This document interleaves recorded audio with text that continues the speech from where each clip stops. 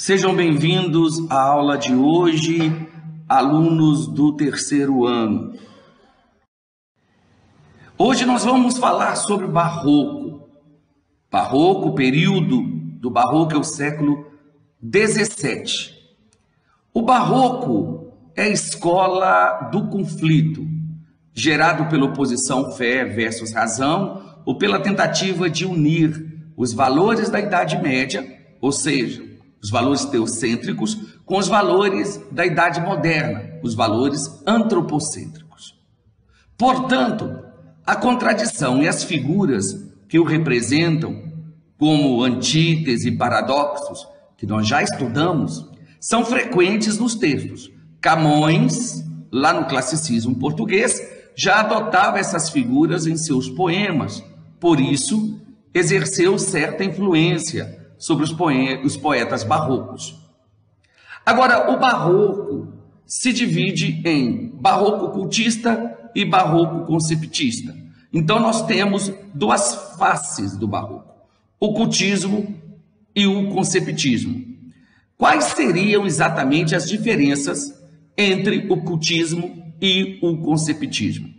O cultismo é o jogo de palavras, é a preocupação com a forma textual, é a preocupação com adorno frasal, com rebuscamento textual. Por isso o emprego de muitas figuras de linguagem, como hipérbatos, hipérboles, metáforas, pleonasmos, prosopopeias e outras figuras, num jogo intenso de palavras. Simbolizam todo o conflito vivido pelo homem barroco. Então, o cultismo é a preocupação com a forma, com o rebuscamento formal. Já o conceptismo é o jogo de ideias, é a preocupação com o conteúdo, com o raciocínio, com o encadeamento lógico, a fundamentação lógica do texto. Então, o conceptismo, em que o conteúdo, com o seu raciocínio lógico e retórico, é mais importante que a forma do texto. Então, o cultismo, no cultismo, predomina o jogo de palavras, o adorno frasal, o rebuscamento formal, a preocupação com a forma textual. Por isto, ou por isso, o uso excessivo de figuras de linguagens. Já no conceptismo, valoriza-se o jogo de ideias, o raciocínio lógico, o encadeamento e o encadeamento bem fundamentado das ideias. Bem, vamos ressaltar algumas características importantes da estética barroca. O pessimismo.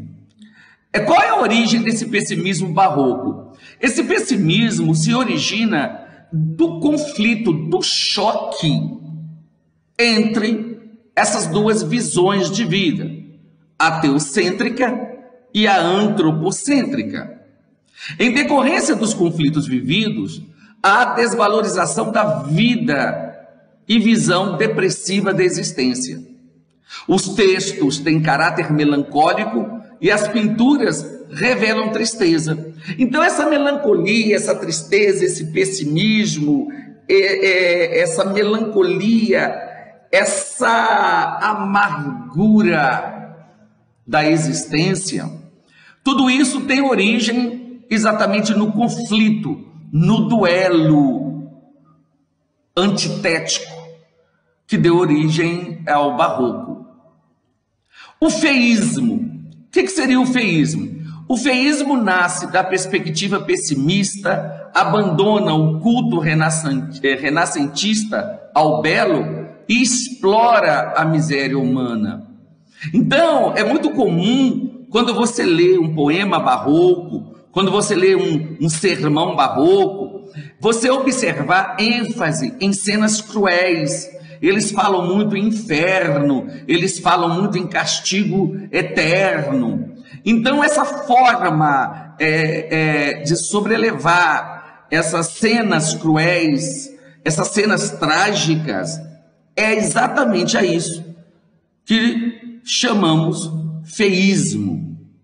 O culto do contraste, para mim, é a característica principal do barroco, porque o culto do contraste é que dá origem ao barroco. O barroco é fruto do conflito, do choque entre visões antagônicas, diferentes da existência. Deus, demônio, céu, inferno, matéria, espírito, teocentrismo, antropocentrismo. O barroco é fruto desse choque, desse conflito. Então há uma tentativa de aproximar os opostos, como o velho e o novo, o claro e o escuro, o céu e a terra, o espiritual e o terreno. É isso que seria o culto ao contraste, é a base do barroco. O rebuscamento linguístico. Quando eu falo em rebuscamento linguístico, eu estou aqui ressaltando o cultismo. O cultismo é a parte do barroco preocupada em rebuscar, em adornar o texto. Então, arte excessivamente trabalhada, trejeitosa, com maneios abusivos, como o uso excessivo de figuras de linguagem, todas já estudadas por nós. Hipérbatos, hipérboles, metáforas, prosopopeias, entre tantas outras figuras de linguagem.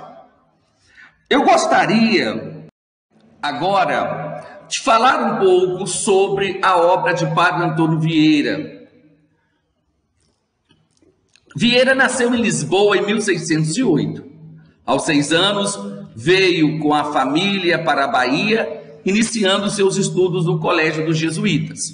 Aos 21 anos, já era professor de teologia no Colégio de Salvador. Em 1640, quando Portugal libertou-se do domínio espanhol, Vieira voltou para a terra natal. Adquiriu grande prestígio junto à corte e foi nomeado pregador régio e, atacado pela Inquisição por defender os judeus, volta ao Brasil em 1652, estabelecendo-se como chefe de uma missão no Maranhão. Por combater a escravidão a que os colonos portugueses submetiam os indígenas, ele e os demais jesuítas da missão foram expulsos do Maranhão em 1661. Vieira finalmente caiu nas mãos da Inquisição.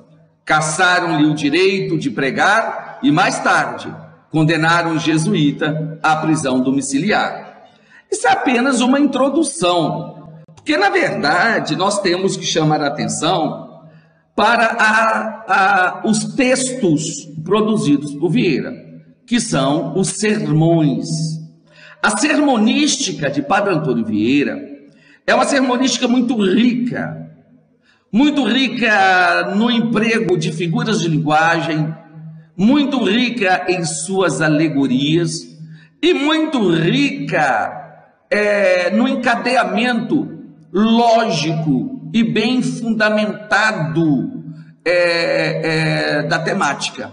Então, Vieira discursou sobre assuntos diversos, sempre embasado no texto bíblico, mas ele focalizou setores diferentes e situações diferentes e temáticas diferentes relacionadas à sociedade do seu tempo. Ele falou sobre política, sobre inveja, ele falou sobre arte, Então, na verdade, é um leque muito expressivo de temática, mas qualquer tema trabalhado por Vieira tinha como base ou como ponto de partida um texto bíblico. Então, Vieira escreveu cerca de 200 sermões, predominantemente conceptistas. Então, o que predomina na obra do Vieira não é o cultismo, não é a valorização do adorno frasal, mas o que predomina é o jogo de ideias, é o raciocínio lógico.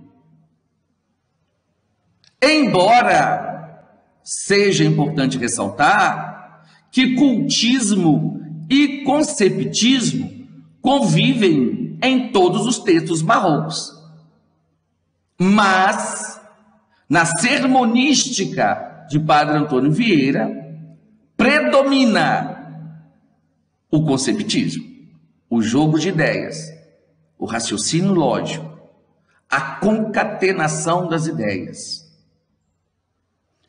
Muito obrigado, bons estudos, fiquem com Deus e até a próxima.